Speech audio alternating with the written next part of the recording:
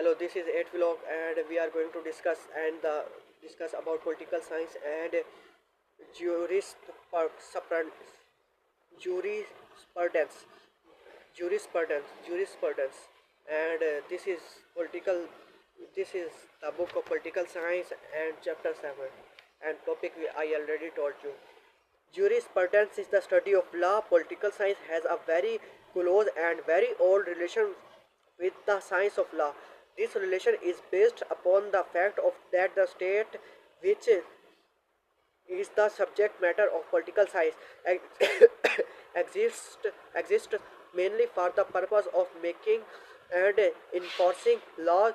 In fact, social life of the advanced type cannot be possible without law, and law cannot be made and enforced without the legislative, administrative, and judicial machinery of the state.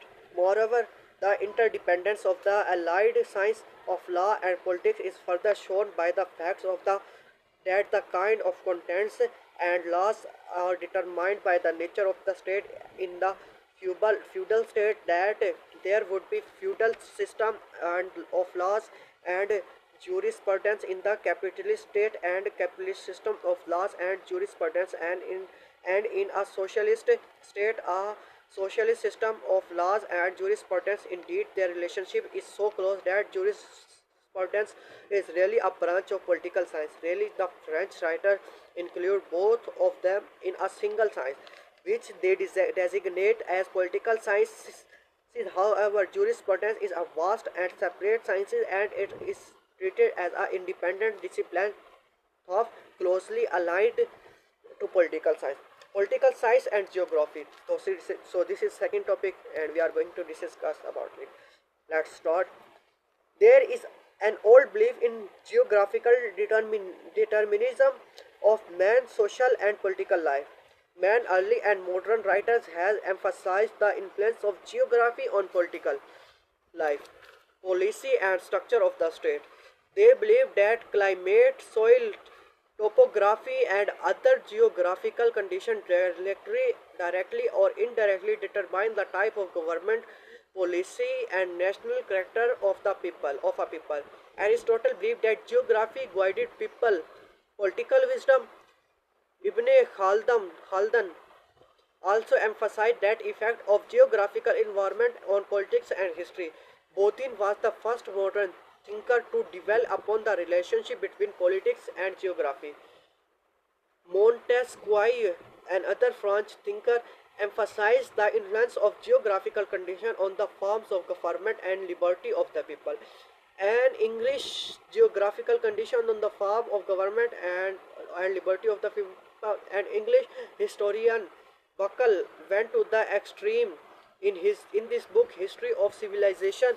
He declared that man's mind is the product of the external environment or geography, that is, of such facts of physical environment as food, climate, soil, and the general aspect of nature. But he overshot the mark in recent times. Also, many writers has emphasized the influence of geography and on the politics of the century, such as Blunt, Blunt, Shickley, Try Shickley, and Hustington, and other.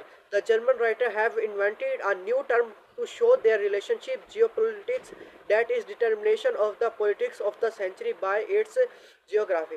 These writers have, however, mixed sciences with superstitions, facts, and with fiction. It has thus become the basic of the fascist or Nazi racialisms in Hitler's Germany. There is so this is the first part of political science and geography. So in this vlog we discuss two topics: political science and jurisprudence.